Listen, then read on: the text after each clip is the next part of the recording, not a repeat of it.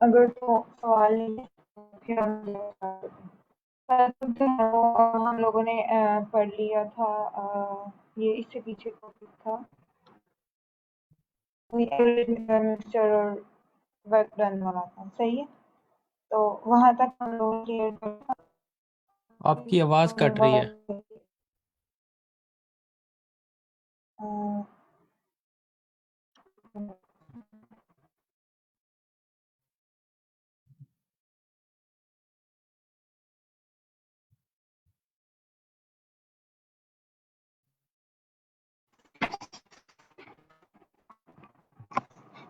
अभी बताइएगा प्लीज। अभी बेहतर है, बेहतर है अभी। सही। तो आज हम देखेंगे इंटरेस्ट के बारे में कि इंटरेस्ट कैसे है। हमने इंटरेस्ट को हम देखो स्कूल में कहते हैं इंटरेस्ट होगा, ठीक है। बेसिकली सिंपल इंटरेस्ट हमारे पास क्या होता है कि सिंपल इंटरेस्ट ये है कि फॉर एग्जाम्पल तो मैंने जो है वो को जो है वो 50,000 रुपए जो है वो दिए हैं, से लिए हैं उधार, ठीक है। और मैं मैं आधी कहती हूँ कि सॉरी आपने मुझे ये सॉरी टू इंटरप्ट, आपसे आधी बातों की समझ आ रही है, आधियों की नहीं आ रही। आवाज़ का मसला अभी भी है।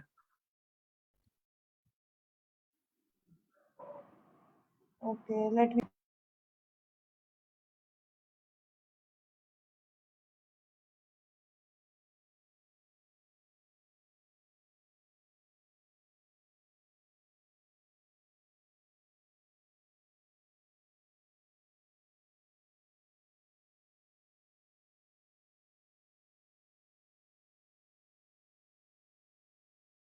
इतनी देर मैं स्टार्ट करता हूँ। मेरी आवाज़ अभी सुन के आ अभी रही है? बताइए, अभी बताइएगा, अभी सही है। जी जी मैम। चलें सही है, ठीक है। तो सिंपल इंटरेस्ट जो है वो बेसिकली हमारे पास लेट्स सपोज मैं कहती हूँ कि मुझसे किसी ने जो है वो 10,000 रुपए जो है वो उधार लिए हैं, ठीक है। और मैं कहती हूँ कि आपने मुझे जो है वो विद इन आफ्टर 1 ईयर जो है वो ये पैसे जो है वो रिटर्न करने हैं, ठीक है। वो जो पैसे उसने मुझे रिटर्न करने हैं वो बेसिकली मेरी जो है वो इनिशियल इन्वेस्टमेंट है जो मैंने उसको दी है, ठीक है। ठीक है। अब उसके ऊपर वो प्रिंसिपल है जो मैंने उसको अमाउंट दी है, ठीक है। और अब मैं उसको कहती हूँ कि आपने मुझे जब ये 10,000 वापस करना है तो आपने मुझे इस अमाउंट का 30% जब वो भी साथ देना है, ठीक है। और वो जो 30% होगा वो बेसिकली इंटरेस्ट होगा जो कि उस अमाउंट के ऊपर जब वो कंप्यूट किया जा रहा है, ठीक है। तो इंटरेस्ट को फाइंड करने का जो फार्मूला है हमारे पास वो है बी इक्वल है पी इंटू 1 प्लस RT/100। यहाँ पर ये जो बी है ये हमारे पास है वैल्यू ऑफ इन्वेस्टमेंट। ये जो पी है ये हमारे पास है अमाउंट ऑफ इन्वेस्टमेंट। ये आर जो है ये एनुअल इंटरेस्ट रेट है, ठीक है, जो कि परसेंटेज में होता है, इस वजह से इसको 100 पे डिवाइड किया गया है। और ये जो टी है ये हमारे पास टाइम है कि कितने साल के लिए, ठीक है। हमारे पास सिंपल इंटरेस्ट। अब कंपाउंड इंटरेस्ट में बेसिकली हमारा जो इंटरेस्ट है वो प्रिंसिपल में ऐड होता है, लाइक मंथली हम लोग कह लें 2 साल बाद कर लें, 4 साल बाद कर लें, 6 महीने बाद करें या 3 साल बाद कर लें, इस तरह से ना प्रिंसिपल जो होता है हमारे पास जो प्रिंसिपल जो हमारी इनिशियल अमाउंट होती है जो हम लोग किसी को देते हैं उसके अंदर जो है वो फिर विद रिस्पेक्ट टू टाइम जो है वो इंटरेस्ट ऐड होता जाता है कि पहले 1 साल बाद 20% ऐड हुआ, फिर 2 साल बाद 30% ऐड हुआ, तो इस तरह से वो ऐड होता जाता है, तो उसको हम लोग जो है वो कंपाउंड इंटरेस्ट कहते हैं। और इसका जो फार्मूला है वो हमारा सेम उसी की तरह का, बस इसमें हम लोग जो है वो इसको बेसिकली हम कंप्यूट करते हैं मैनुअली, क्वार्टरली और मंथली, ठीक है। तो इस वजह से इसका ये जो टी है इसको जो है वो 1 मिनट का अच्छा, दो तरह की इंटरेस्ट है ना, जैसा भी मैम ने बताया, सिंपल इंटरेस्ट है और कंपाउंड इंटरेस्ट है। सिंपल इंटरेस्ट पे एक टाइम डिसाइड कर लिया है, 1 साल का है, 2 साल का है, जितने भी सालों का वो डिफाइन कर लिया, और एक रेट डिफाइन कर लिया है कि जो उधार ली गई रकम है जिसे प्रिंसिपल अमाउंट कह रहे हैं उसके ऊपर 10% अर्निंग मुझे चाहिए इंटरेस्ट की। सही है। और कंपाउंड इंटरेस्ट में क्या होता है कि जो आपने प्रिंसिपल अमाउंट ली है, सही है, 1 साल बाद उस लेट से आपने 5 साल के लिए प्रिंसिपल अमाउंट जो है वो लोन लिया, 1 साल बाद उसके ऊपर 10% इंक्रीज हो गया। सही है। तो ये लेट से 1 लाख रुपए लिया है तो 1,10,000 हो गया अगले साल। तो दूसरे साल जो हमें इंटरेस्ट कैलकुलेट करना है ना, वो 1 लाख पे नहीं होगा, 1,10,000 पे होगा।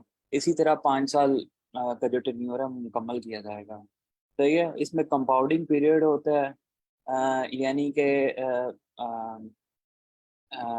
कितने पीरियड के लिए कंपाउंड किया जाएगा, और कंपाउंडिंग फ्रीक्वेंसी होती है कि लेट्स से कि अगर 1 साल का 12% है, तो पर मंथ या क्वार्टरली आपको कितना पे करना है, ये इसकी फ्रीक्वेंसी होती है। सही है।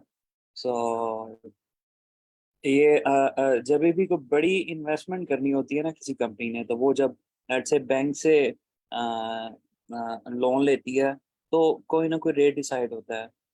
और कंपनी जो है वो क्यों इन्वेस्टमेंट लोन ले रही है बैंक से, क्योंकि वो अपना जो रिस्क है वो शेयर करना चाह रही है। तो ये अगर उसके पास पैसे हैं भी, लेट्स से वो प्लांट लगाना चाह रहे हैं, उनके पास ऑलरेडी पैसा पड़ा हुआ है कि एक नए सिरे से हम प्लांट लगा सकते हैं, लेकिन वो रिस्क शेयर करने के लिए बैंक से लोन ले लेंगे या किसी और कंपनी से लोन ले लेंगे। सो एक रेट डिसाइड होगा। आ, तो आ, आ, वो इन चीज़ों से कैलकुलेट होता है। ठीक है। नॉमिनल नॉमिनल रेट भी होते हैं और इफेक्टिव रेट भी होते हैं, तो हमें इफेक्टिव रेट ही इस्तेमाल किए जाते हैं क्योंकि उसका कंपाउंडिंग फ्रीक्वेंसी की आदत की है। सही है। तो ये जो ऊपर फार्मूला लिखा हुआ है ना, V is equal to P into 1+R/100 to raise T। सही है। इसके अंदर कंपाउंडिंग फ्रीक्वेंसी नहीं दी हुई। सही है। लेकिन ये जो नीचे नंबर नीचे फार्मूला लिखा हुआ है ना, उसकी पावर में देखें तो N×T हो रहा है। सही है। इसके अंदर फ्रीक्वेंसी हमारे पास मौजूद है। सही है। तो ये सिंपल सा फार्मूला है, तो इस पे हम कर सकते मार्स ने, इसका मतलब आप जो कह रहे हो कि एन है वो हमारे पास बेसिकली फ्रीक्वेंसी है। हाँ जी। यानी कि ये वो नंबर है जो डिसाइड करेगा कि आप मंथली पे बैक देना चाह रहे हैं इंटरेस्ट का, या क्वार्टरली देना चाह रहे हैं, या ईयरली देना चाह रहे हैं, या सेमी एनुअली देना चाह रहे हैं। ये फ्रीक्वेंसी है। ये ऊपर लिखा भी हुआ है, compounded n times per year. जो मतलब ऊपर कि वाला फार्मूला था, जो फर्स्ट फार्मूला था, वो फिर उसमें R के साथ T मल्टीप्लाई हो रहा था। ये कीजिएगा मैडम।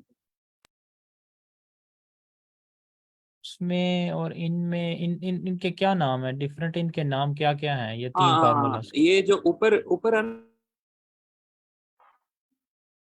वो simple interest I think so ऊपर वाला। बिल्कुल अच्छा, एक बिल्कुल। सो एक आर सिंपल आर है। जो है वो रेट है। ओके। आर आर है कि आपने उधार किस रेट पे ली है, और टी जो है कि कितने टाइम है। ठीक है। तो ये सिंपल इंटरेस्ट का फार्मूला। तो इसकी ना निशानी ये है कि इसको क्या कहते हैं, सिंपल इंटरेस्ट की। इसके अंदर ना सिंपल सी बात की होगी कि इतने साल के लिए मैं पैसे ले रहा हूँ और इतने परसेंट मैं आपको वापस दे दूंगा। सिंपल। लेकिन कंपाउंडिंग के अंदर क्या होगा कि कुछ क्वार्टरली ऐड हो रहा होगा, या हर साल बाद हमें हमारी प्रिंसिपल अमाउंट बढ़ रही होगी और उसके ऊपर हमें इंटरेस्ट पे करना पड़ रहा होगा। सही है। तो ये नीचे एक क्वेश्चन भी मैंने देखा था कि आप प्रेजेंट वैल्यू के अंदर ना प्रेजेंट में खड़े होकर फ्यूचर वैल्यू 3 साल बाद की निकाल रहे हैं। फॉर सही है। एग्जाम्पल, तो इसके जी जब कि एग्जाम्पल तौर पे हम इस तरह भी कह सकते हैं, फॉर एग्जाम्पल अगर हम बैंक से लोन ले रहे हैं तो वो उसका ईयरली वाइज हमारी अमाउंट इंक्रीज होती जाएगी, तो वो हम कंपाउंड इंटरेस्ट में लेंगे। जी जी जी, या फिर बिल्कुल मैं, ऐसे जैसे बिल्कुल आपने ठीक है। इसकी वो एग्जांपल भी है ना, आप बैंक में पैसे रखवा देते हैं। ठीक है। जैसे ये इस्लामिक बैंकिंग है, मिजान की आई थिंक कफाला कफाला है एक स्कीम। उसमें यही होता है कि ना, वो जो डेली आपको इनकम हो रही है ना, वो आपकी प्रिंसिपल अमाउंट बढ़ती जा रही है, और आपको डेली रिटर्न बढ़ता जा रहा है, यानी कि कंपाउंड हो गया, आपके पैसे मजीद बढ़ता जा रहा है। सही है। ये ये भी कंपाउंडिंग की एग्जांपल है। सर कंपाउंड में बेसिकली ऐसे ही होता है ना कि अगर लेट्स सपोज किसी ने जो है वो 2 इयर्स के लिए जो वो 10,000 रुपए लिए हैं, ठीक है, और उस टाइम जो जो इंटरेस्ट हुआ था, ठीक है, वो मैं कहती हूँ कि आपने 10,000 का मुझे जो है वो 20% देना है, सही हो गया। अब क्या होता है कि सही। वो जो है उन वो क्या उन 2 इयर्स के अंदर वो क्वार्टरली या क्या कहते हैं हाँ हाँ हाँ, उस इंटरेस्ट को रिटर्न सही। कर सकता है, उसमें और वो ज्यादा उसमें भी हो ये सकता होगा है, वो कि कम ना, भी हो सकता है। नहीं, इसमें ये चीज़ है कि 20% तो डिसाइड हो गया ना कि मुझे प्रिंसिपल अमाउंट में 20% चाहिए, सही है। लेकिन ये है कि जब आपने क्वार्टरली देना है, या सेमी एनुअली देना है, या मंथली देना है, फिर ना कोई एक परसेंटेज और डिसाइड की जाएगी। तो मुझे 2% पर मंथ जी आपने जी, देना है, 3% पर मंथ आपने देना सही है। सही तो आपकी प्रिंसिपल वैल्यू जी, 2%, 3% जो डिसाइड करेंगे ना, वो उस हिसाब से बढ़ती जाएगी। सही सही जी, ऐसा ही होगा ना कि जो हम लोगों ने देते वक्त की थी डिसाइड, वो तो होगी होगी, लेकिन जो हम लोग कह रहे हैं कंपाउंड इंटरेस्ट में कि मंथली आपने मुझे इस अमाउंट का 2% देना है, वो भी अंदर जो है वो ऐड होता जाएगा। हाँ जी, हाँ जी, बिल्कुल सही। जी लेकिन ये है कि फिर इन दी एंड हम ये नहीं कहेंगे कि महीने बाद भी 3% ले रहे हैं और 2 साल के बाद कह देंगे 20% हमें दे दो, ये नहीं होगा।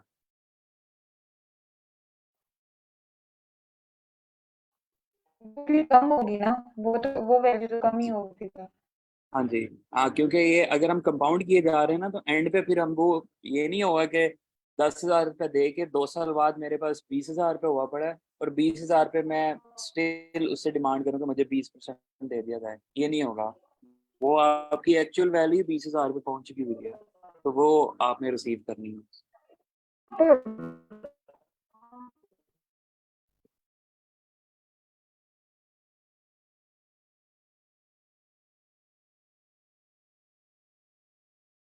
सही है, कोई क्वेश्चन हो? मेरी आवाज आ रही है आपकी यहाँ पे? जी सर आ इसमें रही है। इसमें जो एक आपने एन के थ्रू फ्रीक्वेंसी का नाम लिया है, और एक है कंपाउंड के थ्रू। कंपाउंड का जो ऊपर वाला फार्मूला है विद टी और विदाउट टी, ये इसमें ये फ्रीक्वेंसी असल में मंथ्स है। फ्रीक्वेंसी कोई भी पीरियड है कि जिसके बाद आपने पे बैक करना है। बिल्कुल आप ठीक कह रहे हैं कि आप डिसाइड कर लें मुझे महीने बाद पे बैक देना है, तो एन जो है ओके। हमारा वो 1 हो जाएगा। अगर हम कह रहे हैं कि क्वार्टरली देना है, तो वो 3 हो जाएगा। अगर 6 महीने बाद देना है, तो एन 6 हो जाएगा। सही है। लेकिन जो टी है और वो खुद ब खुद भी तो टाइम है। टी टी अपनी जगह पे रहेगा। बेसिकली ठीक है। अगर 3 साल है ना इसमें टी, ये तो होता टी है तीन ना, साल ही रहेगा। जी मैम।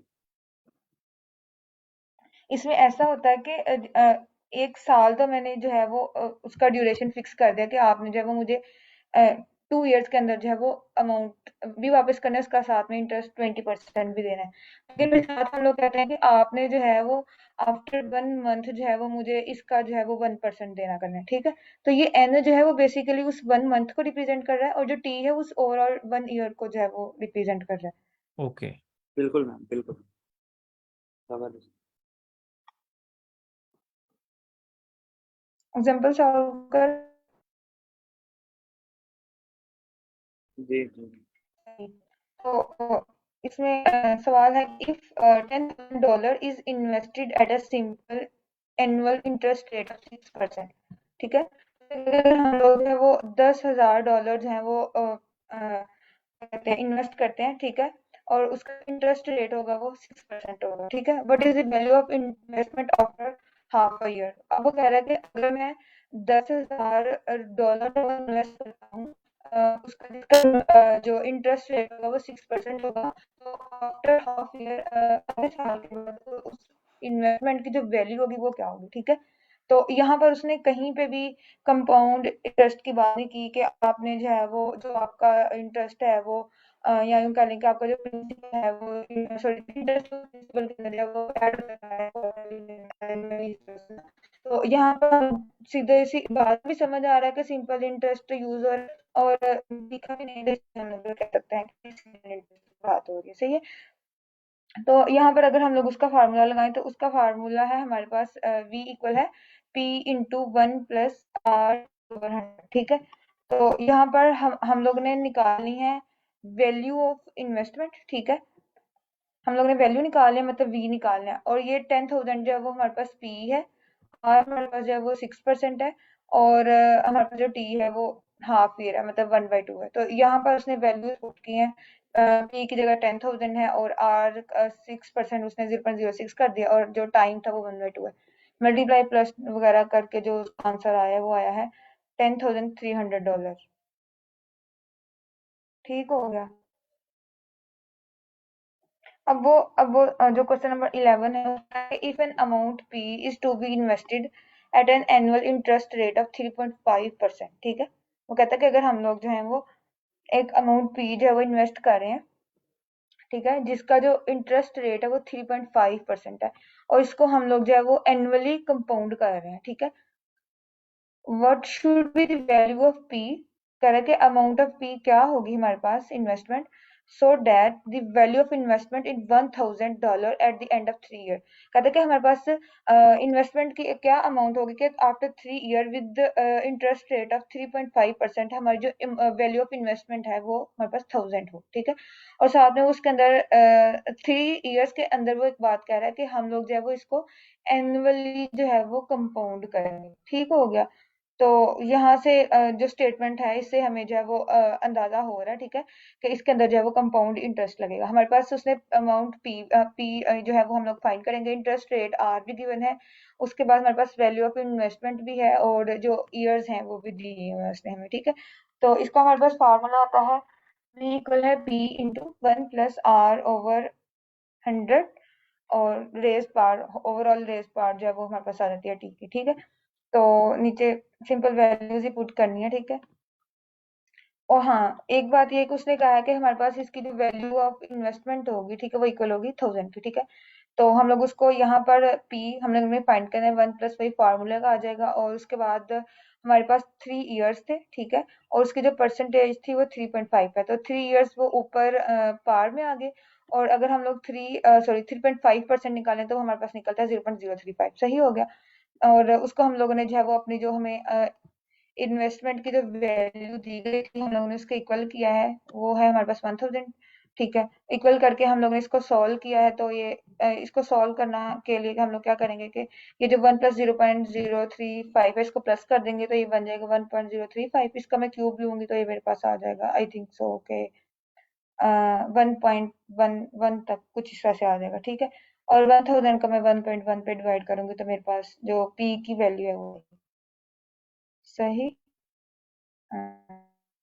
तो वैल्यू है $902, ठीक है। तो nearest dollar should be invested, ठीक है। तो हमारे पास जो उसकी अमाउंट ऑफ इन्वेस्टमेंट आएगी वो हमारे पास आएगी 902। अब यहाँ पर एक सवाल है कि college student expects to earn at least $1000 in interest on an initial investment of $20,000, ठीक है। वो कह रहा है कि एक कॉलेज की स्टूडेंट है जो कि एक्सपेक्ट करती है कि वो कम से कम जो है वो $1000 जो है वो कमाएगी, ठीक है, मतलब एज एन इंटरेस्ट, ठीक है। जबकि उसकी जो इनिशियल इन्वेस्टमेंट होगी वो $20,000 की होगी, ठीक है। मतलब कि $20,000 की इनिशियल इन्वेस्टमेंट पे वो कम से कम जो है वो 1000 का इंटरेस्ट जो है वो अर्न करेगी, सही है।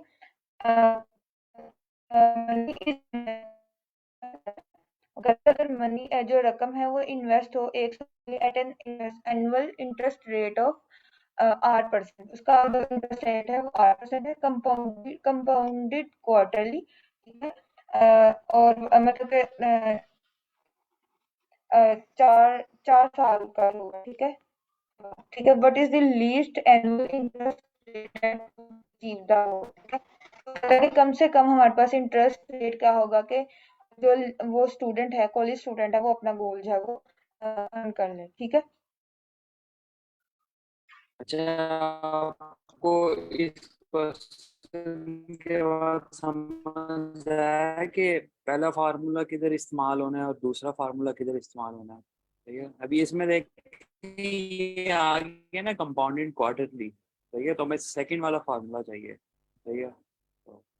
ओके, तो ये क्वार्टरली का मतलब होगा फ्रीक्वेंसी। हाँ जी जी जी बिल्कुल। ओके, तो फिर हम क्वार्टरली को 0.25।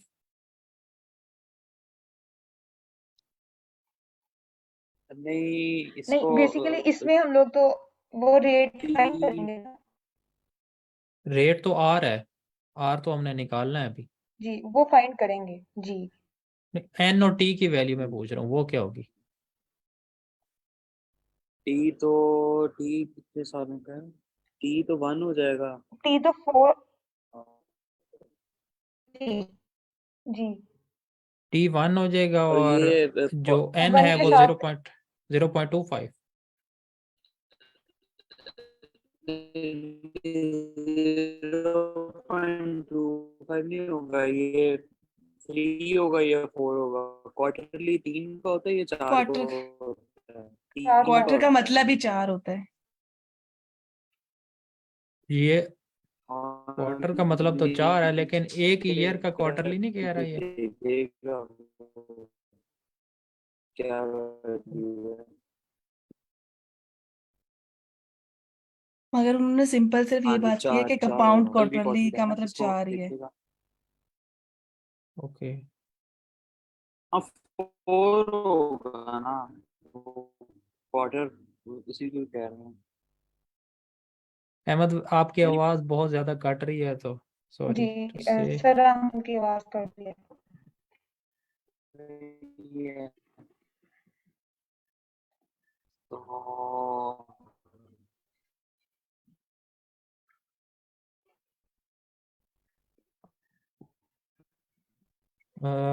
जो फॉर्मूला था उसमें ऊपर n और t आता था, और r के नीचे भी n था एक। 100 के साथ भी n था। 100 के साथ भी n था, तो r हमने फाइंड करना है। बिल्कुल वो नीचे वाला एक एन भी चीज की मल्टीप्लाई हो जाएगा ना। जी मैम, क्या कह रही थी?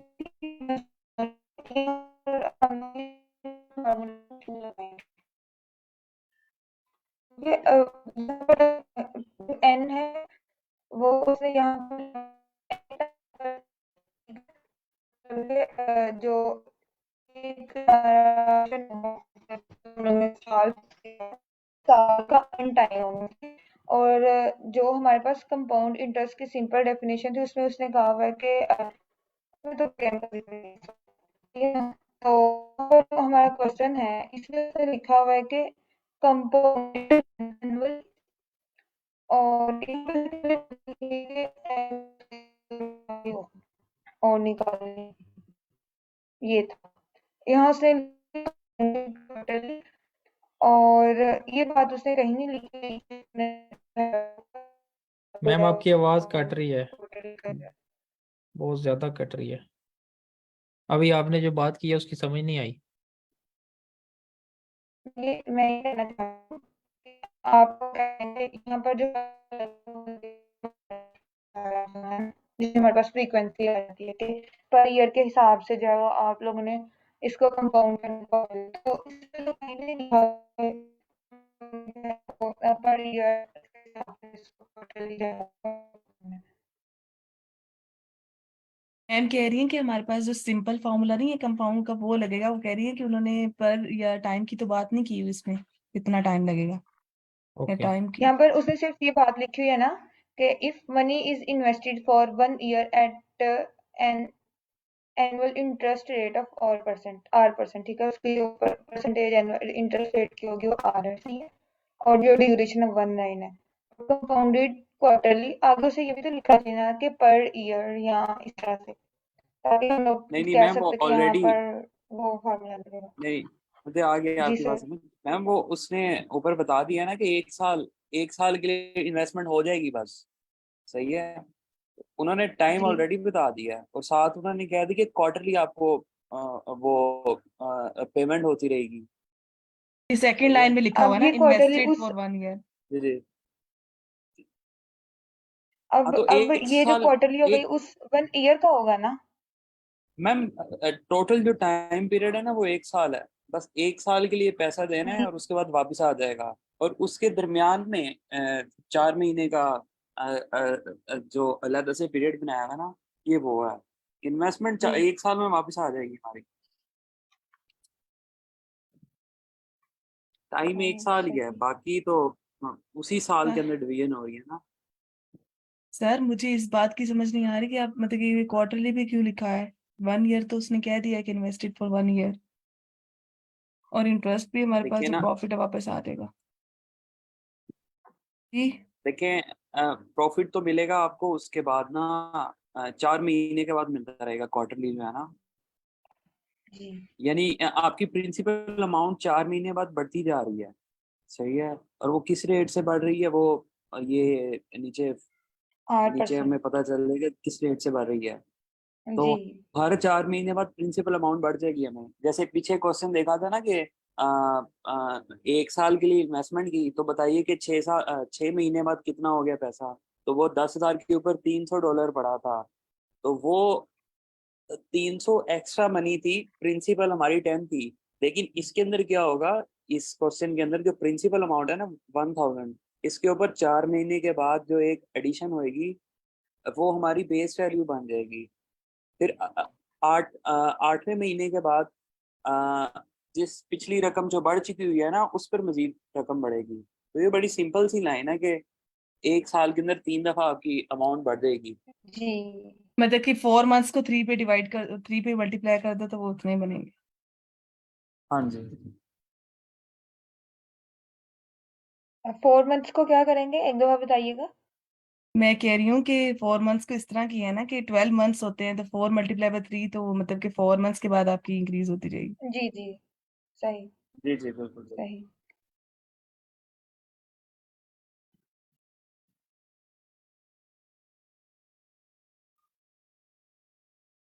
इसका इस सवाल क्लियर हो गया तो इसका सोल्यूशन देखें। जी मैम। सही।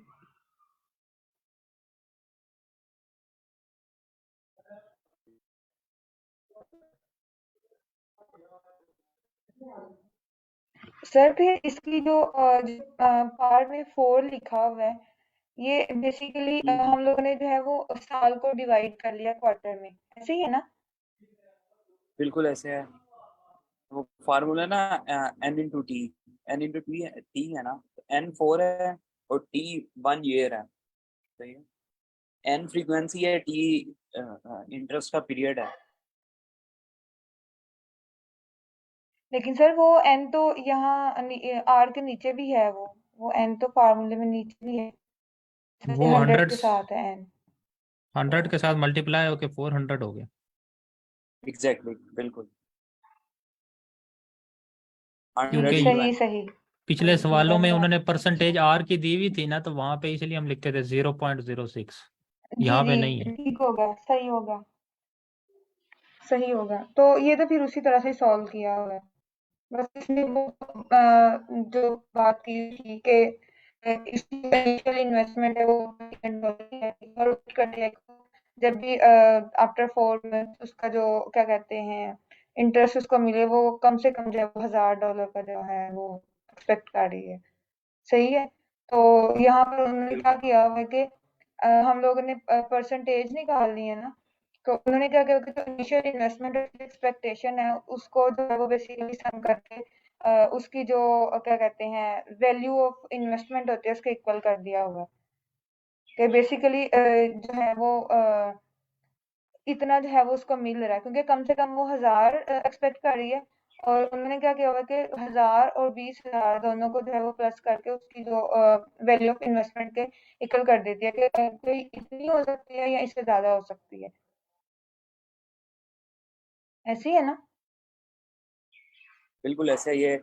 जो 21,000 हुआ है, वो उनको पहले से पता था कि 1,000 इंक्रीज हो जाएगा, यानी कि 21,000 मुझे साल के एंड में मिलना है। तो उन्होंने क्या किया कि क्वार्टरली फाइंड करने के लिए कि कितनी परसेंटेज किस किस क्या परसेंटेज वैल्यू होगी जिसपे 4 महीने बाद इंक्रीज हो जाएगा। तो वो उसको फाइंड जी करने के लिए लेफ्ट साइड पे फार्मूला लगा दिया है। तो जी। सिंप्लीफाई किया है उसे, सिंपल, और कुछ भी नहीं किया हुआ। 1000 कर दी है, ज्यादा से ज्यादा उन्होंने क्या किया कि जो इनिशियल इन्वेस्टमेंट के अंदर उसका जो प्रोसेस था वो ऐड कर दिया जो एक्सपेक्ट कर रही है, और उसको जो कह दिया कि ये जो है वो उसकी इन्वेस्टमेंट वैल्यू होगी जो वो अर्न करेगी। ठीक है।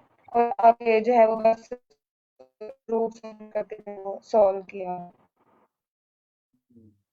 सही। और ये वैल्यू आती है अप्रोक्सीमेटली 4.9%। ठीक होगा पर ईयर के हिसाब से। सही।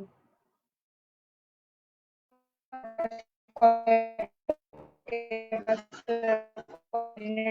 उसमें से हम लोग पिछली क्लासेस में पढ़ते आए कि जब हम लोग अपना कोऑर्डिनेट सिस्टम ड्रा करते हैं या रेक्टेंगुलर कोऑर्डिनेट सिस्टम ड्रा करते हैं, इसमें हमारे पास एक्स एक्सिस होता है, वाई एक्सिस होता है। इसको बेसिकली हम लोग ड्रॉ किस तरह से करते हैं कि हम लोग जो है वो नंबर लाइन से जो है वो 2 लाइन वो ड्रॉ करते हैं, ठीक है। हम कहते हैं कि दोनों लाइन जो है वो, ये बहुत बेसिक डिस्क्रिमिनेशन है, हम कहते हैं कि दोनों लाइन जो है, ठीक है, वो परपेंडिकुलर है, ठीक है। इस तरह से मैं कहती हूँ कि एक लाइन मैंने ये ड्रॉ, ठीक है, सपोज एक लाइन मैंने ये ड्रॉ की और एक लाइन जो मैंने ये ड्रॉ की, ठीक है। ये तो सही है कि two lines are perpendicular to each other, ये दोनों लाइन जो है वो एक दूसरे के परपेंडिकुलर है और ये दोनों इंटरसेक्ट कर रही हैं एक पॉइंट पे, रिस्पेक्टिव पॉइंट 0 पॉइंट्स पे, ठीक है। यहाँ पर x भी 0 है इस पॉइंट पे और यहाँ पर y भी 0 है, और जहाँ x भी 0 हो y भी 0 हो उसको हम लोग जो है वो बेसिकली ओरिजिन कहते हैं, सही है। और ये हमारा x एक्सिस है और ये हमारा y एक्सिस है, सही है। तो ये जो सिस्टम होता है इसको हम लोग जो है वो रेक्टेंगुलर कोऑर्डिनेट सिस्टम भी कहते हैं, इसको हम लोग प्लेन भी कहते हैं, इसको एक्स वाई कोऑर्डिनेट सिस्टम भी कहते हैं, कोऑर्डिनेट सिस्टम भी कहते हैं, सही है। और जो इनका पॉइंट ऑफ इंटरसेक्शन दो परपेंडिकुलर लाइंस का, इसको हम लोग जो है वो बेसिकली रेक्टेंगुलर कोऑर्डिनेट सिस्टम हमारे पास तब भी बनता है जब हमारे पास दो लाइंस है वो इंटरसेक्ट कर रही हूँ ओरिजिन पर। यहाँ पर जो है यही बात दिखी है। चार वो होते हैं, क्वाड्रेंट्स होते हैं, यहाँ हाईलाइट भी किया गया, ये फर्स्ट है, ये सेकंड है, थर्ड और फोर्थ है। जो पहला और क्वाड्रेंट होता है उसमें हमारे पास एक्स वाई दोनों की वैल्यू पॉजिटिव होती हैं, और जो थर्ड होता है उसमें दोनों वैल्यूज नेगेटिव होती हैं। सेकंड वाले में एक्स पॉजिटिव होता है वाई नेगेटिव होता है, और फोर्थ वाले में एक्स पॉजिटिव वाई नेगेटिव। तो इसको फोर कॉमा ऑर्डर पे कहते हैं, फोर वो एक्स कोऑर्डिनेट है, वो जो माइनस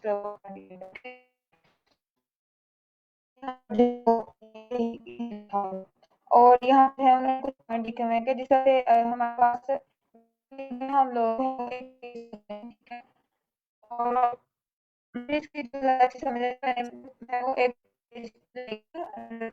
निकाल के तो उस पे मैंने ना बनाया था क्वालिटी तरह से लाइन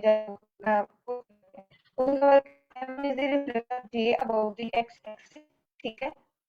उससे क्या है कि m जो है अगर हम लोग देखें ये m जो है वो हमारे पास रिफ्लेक्शन है j का, या हम लोग ये भी कहते हैं j जो है ठीक है। और उसके अलावा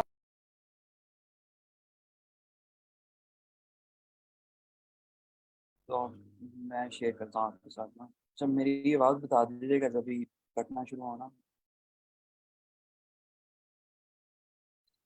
ये कोऑर्डिनेट सर ज्योमेट्री।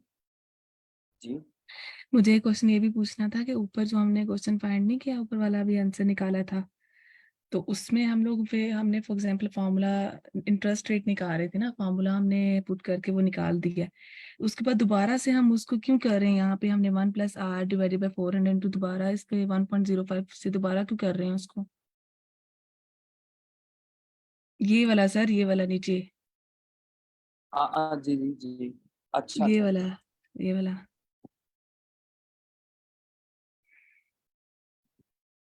ये आखिरी लाइन पढ़िएगा। What is the least What's the annual least interest account rate, would be achieve least the goal? Interest rate that would achieve the goal. सही है, इसको ना ठीक है। हाँ कैलकुलेटर निकालते हैं। ये हमें 4 पॉइंट कितना परसेंट आया, 4.9% ऑफ 20,000। 20,000 कुछ आया भी है या नहीं? 20,000 कुछ दे रहा है, 0.49।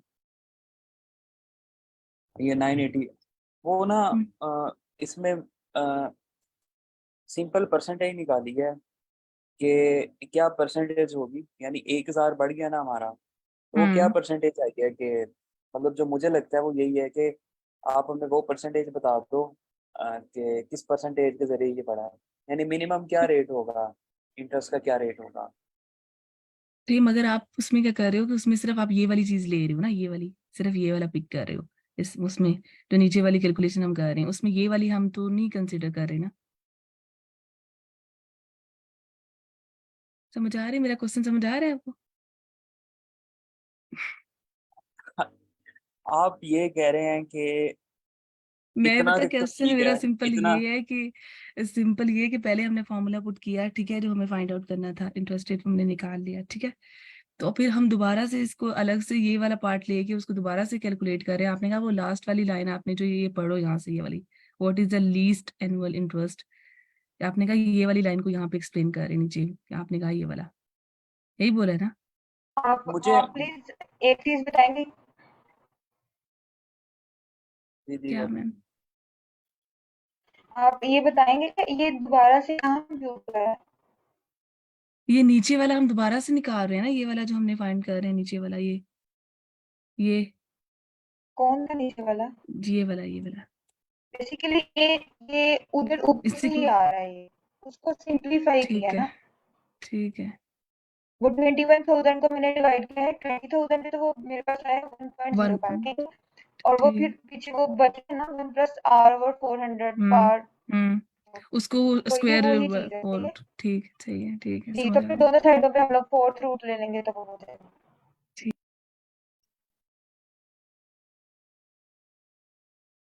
आगे, ठीक है, आगे चलते हैं कोऑर्डिनेट ज्योमेट्री में। सही सही सही। अच्छा, ये कोऑर्डिनेट ज्योमेट्री है। नॉर्मली इसमें ये रेक्टेंगुलर कोऑर्डिनेट, जिसे कार्टेशियन कोऑर्डिनेट भी कहते हैं, जो कि ये आपके सामने बना हुआ है, written in the form of x comma y, सही है, जो कि ऑर्डर पेयर में होता है। दूसरा क्या होता है, पोलर कोऑर्डिनेट सिस्टम होता है, जिसके अंदर एक वैल्यू एक्स की होती है, और जो दूसरी वैल्यू होती है वो उस एंगल की होती है जो कि ओरिजिन से लेके एक्स की वैल्यू दी हुई है ना, उस पॉइंट पर कोई एक एंगल बना रहा होगा। तो ये अगर कोई किसी ने इंजीनियरिंग पढ़ी है, तो जब भी वो कैलकुलेशन करते हैं ना सारी, तो वो पोलर कोऑर्डिनेट्स के अंदर कर रहे होते हैं कि हर वैल्यू के साथ कोई ना कोई एंगल आ रहा होता है, ठीक है। यानी कि वो दो क्वांटिटीज के दरमियान में रिलेशन बता देता है कि इनके दरमियान क्या एंगल है, सही है। सो उसकी आगे फिगर है, सर्कुलर फॉर्म में होगी अगर, यहाँ पे तो आगे ये नहीं है, सिर्फ रेक्टेंगुलर को डिस्कस कर रहे हैं, और यहाँ वो पे सिर्फ बता रहा है कि जैसे जे पॉइंट जो है वो कितने यूनिट्स है, बस ये बता रहा है। बिल्कुल, ये जैसे ये है ना 4,2, 4 यानी कि ओरिजिन से लेके टुवर्ड्स राइट, सही है, यानी एक्स की तरफ ये 4 पॉइंट्स हैं, और 2 जो है वो ओरिजिन से ऊपर अगर जाएं तो ये 2 पॉइंट्स हैं। ये इसको लिखने का तरीका है, ठीक है। इसके अंदर एक और चीज़ जो इंटरेस्टिंग है ना, वो ये है कि नीचे बताया हुआ है, हाँ, ये है कि इसका डिस्टेंस कैसे कैलकुलेट करना है दो पॉइंट्स के दरमियान ना, ठीक है। ये जैसे पी क्यू और आर है ना, तो उसको यूक्लिडियन फाइंड डिस्टेंस जिस तरह करें। करते हैं, कौन सा डिस्टेंस? यूक्लिडियन डिस्टेंस भी होता है ना एक, दो पॉइंट्स का डिस्टेंस निकालने के लिए। जी ये वही है। है या? तो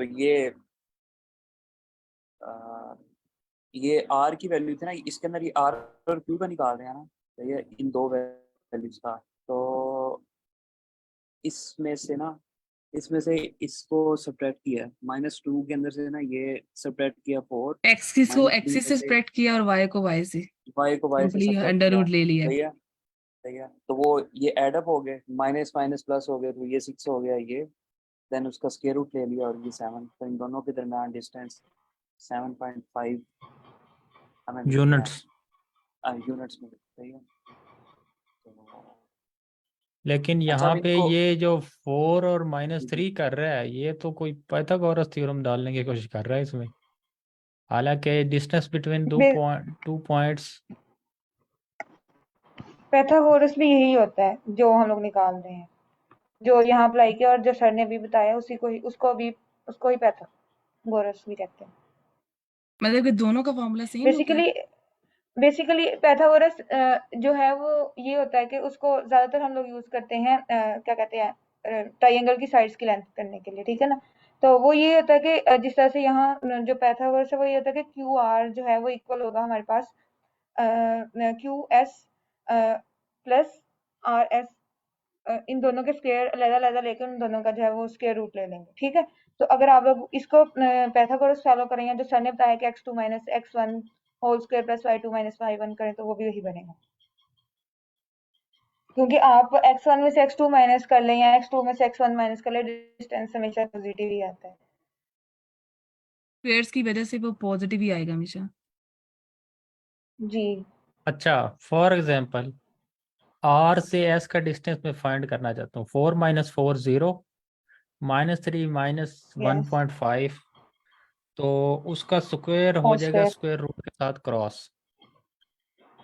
जी ठीक है, तो ये डिस्टेंस माइनस में -4.5 आया।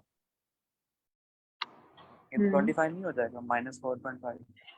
जी, बेसिकली -4.5। बेसिकली जो हमारे पास पाइथागोरस थ्योरम होता है वो ये होता है कि जो हमारा हाइपोटेन्यूज होता है, ठीक है, उसका स्क्वायर जो है वो, मतलब ये हमारा हाइपोटेन्यूज है, मैं क्यू आर का स्क्वायर स्क्वायर लूं, ठीक है, तो वो मेरे पास इक्वल होगा R S square plus Q S square के इक्वल, ठीक हो जी गया। जी, अब वो वो आपकी कहता है बात कि ठीक है। बिल्कुल मैं बिल्कुल। सिर्फ ये कह रहा जी हूँ कि इसका जो जी यूनिट है ना वो माइनस में आ सकते हैं। वो किस तरह के, जैसे अभी हमने -4.5 निकाला है, तो ये बजाय इसके हल करने के भी ना, इसका एक आसान तरीका ये है कि ये देखें, ये वन यूनिट है ये वाला, और ये है 3.5 यूनिट। तो ये आराम से बंदा यहाँ से भी देख सकता है, कोऑर्डिनेट से भी। अच्छा, ये बात भी मुझे समझ आई, ये बताएंगे थोड़ी सी? अ, मैं ये पहले से क्लीन कर दूँ। अभी 4 अभी - मुझे 4, बजाय इसके कि हम यहाँ पे ये फार्मूले लगाते रहें और थोड़ा टाइम ज़ाया करें, 4 - 4 0, -3 -1.5, -4.5। 4.5। -4.5। तो ये उसके ऊपर चूंकि स्क्वायर है, ये तो इसके स्क्वायर रूट से कट जाएगा। Does it make sense? तो जो बिल्कुल बिल्कुल। -4.5 है वो विजुअली भी हम देखें तो वैसे भी वो बन जाता है। ये देखें, ये जो डिस्टेंस है ये कितना है? 4। Something more than 1। और उसको हम बस उसके साथ वैसे देख लें इस डिस्टेंस को, तो अगर मल्टीपल चॉइस क्वेश्चंस हैं तो ये वैसे भी इस तरह निकाला जा सकता है। लेकिन ये मैं इसलिए कह रहा था कि ये जो है ना, कभी कभार इसमें टाइम लग जाता है और विजुअली भी बंदा निकाल सकता है।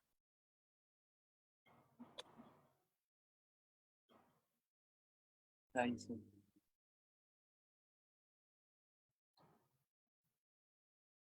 तो ये इनको ग्राफ करना है लीनियर इक्वेशन को। ठीक है, जो कल किए थे।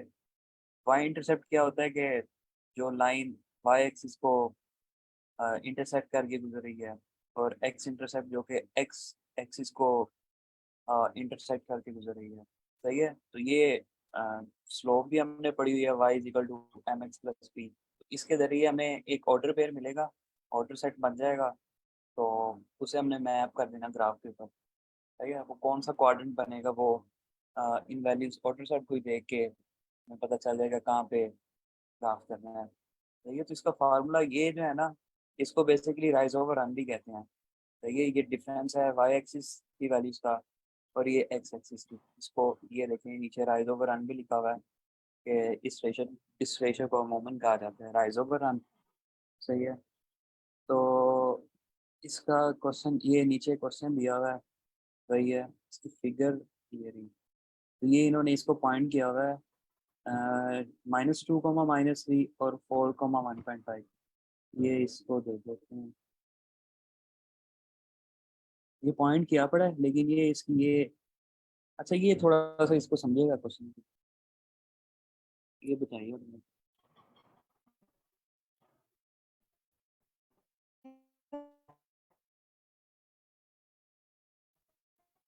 अच्छा, इसको ये जो इन्होंने सॉल्व किया हुआ है 1.5 -3, इसको ऑपोजिट करें तो भी ठीक है।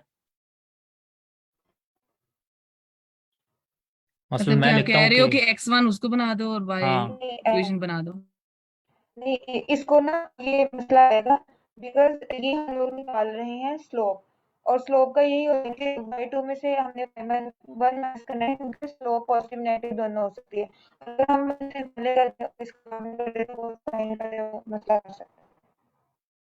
नहीं नहीं, कह रहे हैं, वो कह रहे हैं अगर हम आर और क्यू का निकालें, यहाँ पे तो हम क्यू और आर का अगर फॉर एग्जाम्पल निकाल रहे हैं तो मैं हम ये अगर कह उसके रहा हूँ पॉजिटिव कि जो ये पॉइंट्स है ना, इनको अगर हम चेंज भी कर दें तो कोई फर्क नहीं पड़ता, इनमें 3 से को अगर इधर ले जाए जी मतलब। जी यस यस आप आर जो है उसमें 4 x1 कह सकते हैं, 1.5 को जो है वो x2 कह सकते हैं, सॉरी y2 y1 कह सकते हैं, और q में कह सकते हैं माइनस हम कर सकते हैं solve।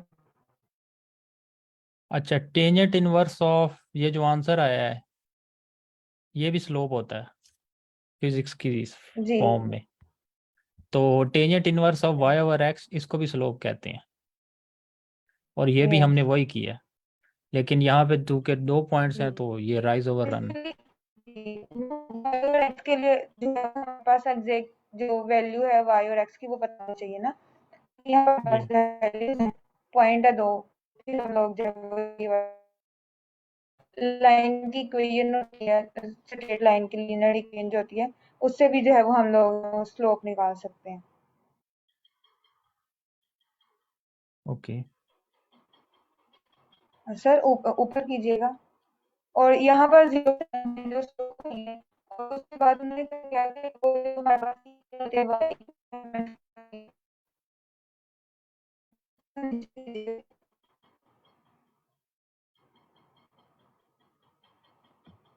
ये अगला अगला जो क्वेश्चन है ये कुछ और, ये सिस्टम ऑफ लीनियर इक्वेशंस की तरफ चला गया स्लोप को एक दफ़ा उसका डिस्कस करने के बाद।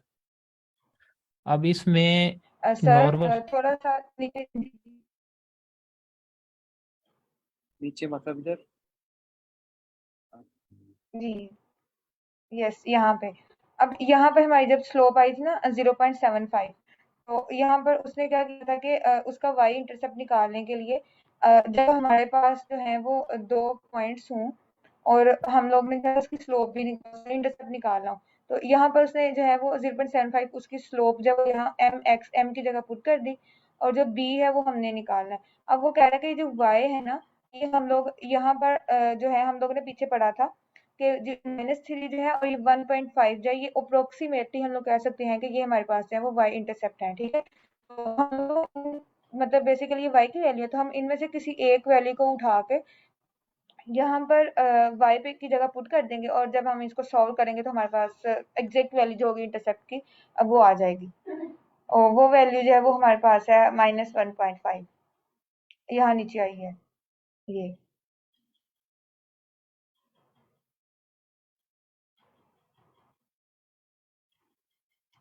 सही है सर, अब ऊपर कर दें, हम नेक्स्ट देखते हैं। मैम ये टाइम हो गया हमारा 56 हो गया।